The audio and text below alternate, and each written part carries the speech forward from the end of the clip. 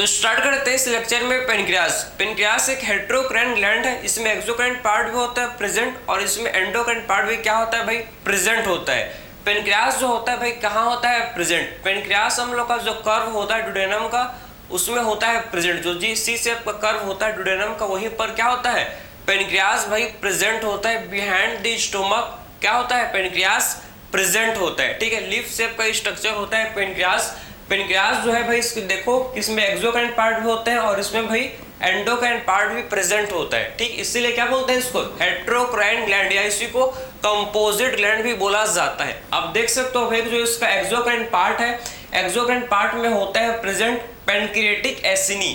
Pancreatic एसिनी को ही बोला जाता है क्या, एसिनर सेल। ठीक है, तो आप देखो कि एक्सोक्राइन पार्ट में पैनक्रिएटिक एसिनी होते हैं और पैनक्रिएटिक एसिनी को ही बोला जाता है क्या भाई, एसिनर सेल बोलते हैं। ठीक है, और आखिर में ये पैनक्रिएटिक जो एसिनाई है ये क्या सिक्रेट करता है, डाइजेस्टिव एंजाइम, जो फूड के डाइजेशन में हेल्प करता है भाई। जो कौन भाई, ये हम लोग का डाइजेस्टिव एंजाइम जो सिक्रेट होता है कहाँ से, पेनक्रियास के एक्सोक्राइन पार्ट से। मेजॉरिटी ऑफ द पार्ट क्या होता है हम लोग का भाई, एक्सोक्राइन पार्ट ही होता है। अप्रोक्सीमेटली 99% जो पेनक्रियास का पार्ट है ये हम लोग का एक्सोक्राइन होता है। खाली 1% बोल सकते हैं 1 to 2 मिलियन ही क्या होता है प्रेजेंट हम लोग के आइलेट्स ऑफ लैंगरहन होते हैं। आइलेट्स ऑफ लैंगरहन में डिफरेंट टाइप के सेल्स प्रेजेंट होते हैं। ठीक है, आइलेट्स ऑफ लैंगरहन को भी बोला जाता है कि इसी को बोलते हैं पैनक्रिएटिक आइलेट्स। ठीक है, तो इसी को हम लोग पैनक्रिएटिक आइलेट्स बोला जाता है। और पैनक्रिएटिक आइलेट्स में 3 टाइप के सेल होते हैं प्रेजेंट। कौन कौन से cell, alpha cell, beta cell and delta cell. Alpha beta gamma नहीं, अल्फा बीटा डेल्टा। ठीक है, alpha cell, beta cell and delta cell. Alpha cell, beta cell and delta cell. Alpha cell secrete करते हैं क्या भाई, glucagon.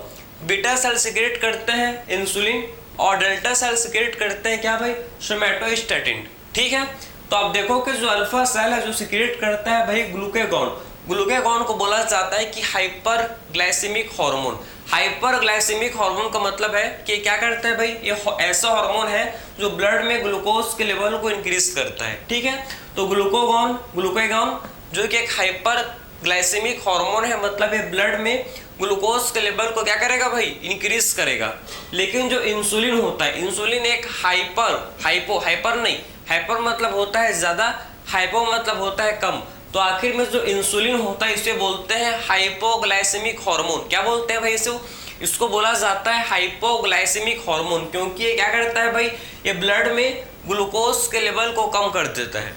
समझ गए आपको, तो ब्लड में ग्लूकोज के लेवल को ये कम कर देता है, इसीलिए इसे बोला जाता है हाइपोग्लाइसेमिक हार्मोन। ठीक, समझ गए आपको। आखिर में अल्फा सेल और क्या करेगा भाई, ये तो पहला ये क्या किया, ब्लड में ग्लूकोज के लेवल को इंक्रीज करता है। कैसे करता है सर, अब देखो ये स्टिमुलेट करता है किसको, ग्लूकोनियोजेनेसिस। भाई ग्लूकोनियोजेनेसिस का मतलब होता है कि ग्लूकोज का फॉर्मेशन किससे, नॉन कार्बोहाइड्रेट सोर्स से, मतलब अमाइनो एसिड से, लैक्टिक एसिड से क्या करना भाई, ग्लूकोज का बनाना, ग्लूकोज का फॉर्मेशन करना, इसी को बोलते हैं कि इसी को बोला जाता है ग्लूकोनियोजेनेसिस। नॉन कार्बोहाइड्रेट सोर्स से ग्लूकोज के फॉर्मेशन को ही क्या बोलते हैं, ग्लूकोनियोजेनेसिस बोला जाता है। ग्लाइकोजिनोलाइसिस, आखिर में ग्लाइकोजिनोलाइसिस का मतलब होता है ग्लाइकोजन का ब्रेकडाउन। भाई लीवर में, हम लोग के लीवर में क्या होता है पता है आपको, ग्लाइकोजन स्टोर रहता है। जब मसल में ग्लाइकोजन स्टोर रहता है, जब भी बॉडी को रिक्वायरमेंट होता है, जब आप फास्टिंग करते हो ड्यूरिंग एक्सरसाइज, क्या होता है हम लोग का जो ग्लाइकोजन जो स्टोर है इसका ब्रेक डाउन हो जाता है, ग्लाइकोजन टूट जाता है किसमें भाई, ग्लूकोज में। ग्लाइकोजन कन्वर्ट हो जाता है ग्लूकोज में, समझ जाए, ताकि हम लोग के बॉडी को इंस्टेंट एनर्जी मिले, क्योंकि आपको पता है कि ग्लूकोज जो कि मेन सोर्स है एनर्जी का हम लोग के बॉडी में। ठीक है, तो इसी को ग्लाइकोजन के ब्रेकडाउन को ही क्या बोलते हैं भाई, इसी को बोला जाता है ग्लाइकोजिनोलाइसिस। ठीक है, तो ग्लाइकोजन के ब्रेकडाउन को ही बोलते हैं ग्लाइकोजिनोलाइसिस बोला जाता है। एक होता है भाई लिपोलाइसिस, लिपिड के ब्रेकडाउन को बोलता है लिपोलाइसिस। ठीक है, जब लिपिड का ब्रेकडाउन होता है तो इसे बोला जाता है भाई लिपोलाइसिस बोलते हैं। तो आपको ये समझ है कि एक्चुअल में जो ग्लूकागॉन है आखिर में ग्लूकोनियोजेनेसिस कराता है, मतलब ग्लूकोज का फॉर्मेशन कराता है। ग्लाइकोजिनोलाइसिस मतलब ग्लाइकोजन को बिटोर के ग्लूकोज बनाता है। तो ओवरऑल ये क्या करे, ओवरऑल एक हार्मोन हम लोग का हाइपर ग्लाइसेमिक, मतलब ब्लड में ग्लूकोज के लेवल को भाई इंक्रीज करने का काम कौन कर रहा है, ये हम लोग का ग्लूकागॉन, जो कि ब्लड में ग्लूकोज के लेवल को इंक्रीज कर रहा है, ठीक है। और क्या करता है सर, ये हम लोग के decrease glucose uptake by cell, भाई ये क्या करता है, सेल को ग्लूकोज लेने नहीं देता, सेल को ग्लूकोज लेने नहीं देता, उसके अपटेक को डिक्रीज कर देता है। समझ है आपको। तो ये हम लोग ने देख लिया भाई फंक्शन ऑफ ग्लूकेगॉन के आखिर में जो ग्लूकेगॉन है क्या फंक्शन परफॉर्म करता है, किन किन चीज़ों को स्टिमुलेट करता है, किन किन चीज़ों को इनहिबिट करता है, सब चीज़ डिस्कस किया। अब बात करता है नेक्स्ट जो हार्मोन हम लोग का है जिससे बोलते हैं भाई इंसुलिन, ठीक है। तो बीटा सेल, जो बीटा सेल होता है ये सिक्रिएट करता है क्या भाई, इंसुलिन।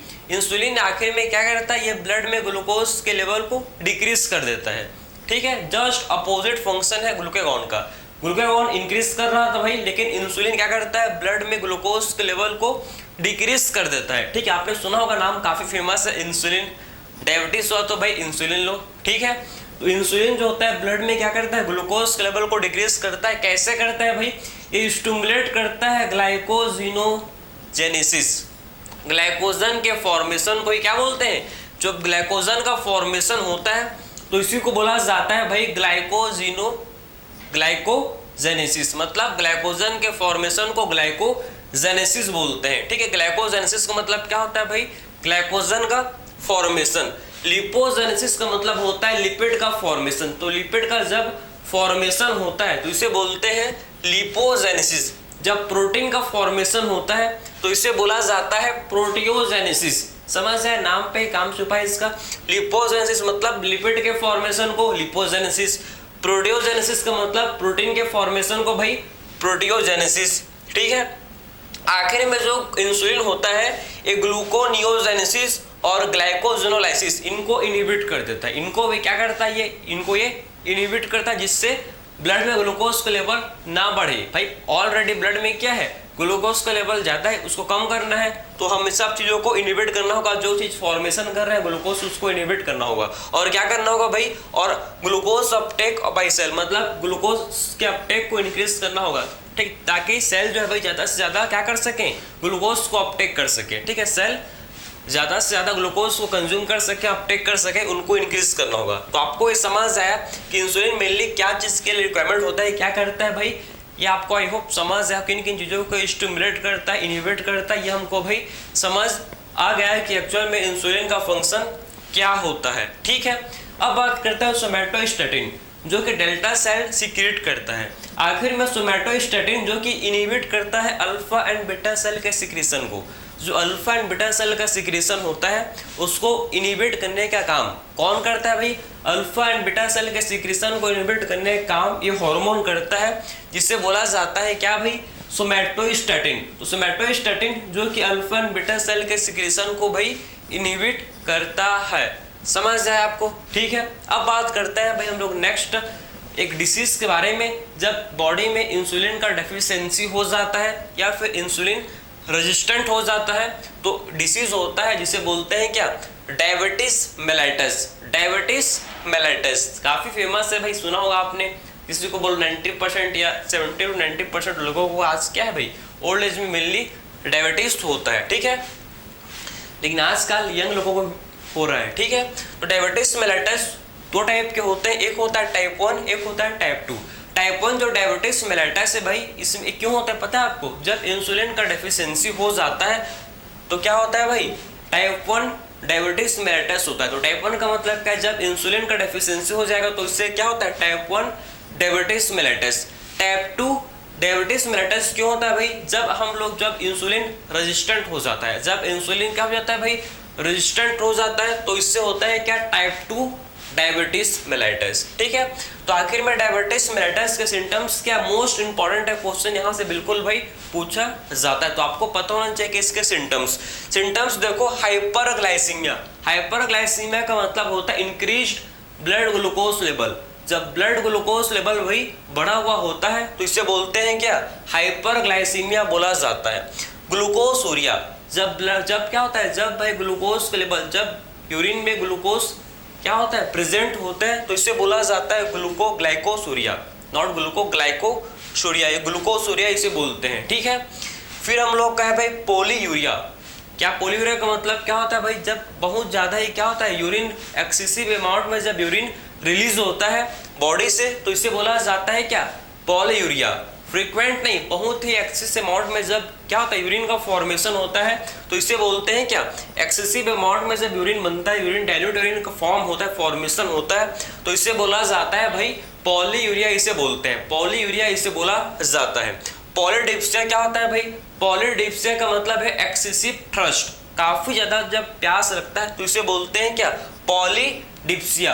पॉलीफेजिया का मतलब क्या होता है, एक्सेसिव हंगर, जब बहुत ही ज्यादा भाई भूख लगता है, तो इसे बोला जाता है भाई पॉलीफेजिया। तो तीनों टर्म आपको पता होना चाहिए, चारों टर्म, कि पॉलीयूरिया मींस, पॉलीयूरिया मतलब excessive urination, polydipsia means excessive thirst, polyphagia means excessive hunger. तो ये सब चीज भाई आपको पता होना चाहिए। ये डिसीज क्यों होता है आपको समझ आया, due to deficiency of insulin, type 1 diabetes mellitus, जो कि एक ऑटो इम्यून डिसीज होता है। ऑटो इम्यून डिसीज होता है, इसमें एंटीबॉडी का फॉर्मेशन होता है, और वो एंटीबॉडी क्या करते हैं भाई, बीटा सेल को, जो पेनक्रियास का बीटा सेल है उसको डिस्ट्रॉय कर देता है, जिससे भाई इंसुलिन का फॉर्मेशन नहीं होता, इंसुलिन का डेफिशिएंसी हो जाता है। समझ है आपको। तो टाइप 1 डायबिटीज मेलिटस जो कि एक ऑटो इम्यून डिसीज होता है। ऑटो इम्यून डिसीज का मतलब होता है कि बॉडी के खुद के इम्यून सिस्टम उसके अगेंस्ट एंटीबॉडी फॉर्म करता है, और एंटीबॉडी जो पेनक्रियास की बीटा सेल उसको डिस्ट्रॉय करता है, due to many condition, genetic हो सकता है, एनवायरमेंटल फैक्टर हो सकता है, जो कि एंटीबॉडी फॉर्म हो जाता है और बीटा सेल को डिस्ट्रॉय कर देता है, जिससे भाई बॉडी में इंसुलिन का डेफिशिएंसी हो जाता है। आई होप भाई आपको यहाँ तक क्लियर समझ आया होगा। किसी भी टाइप का आपको आई होप डाउट नहीं होगा कि एक्चुअल में पेनक्रियास के बारे में जो भी था मैंने आपको सब कुछ को एक्सप्लेन किया अबाउट द पेनक्रियास। तो आई होप ये आपको सारा चीज़ क्लियर हो गया होगा। तो मिलते हैं भाई एक नए लेक्चर में, तब तक थैंक यू।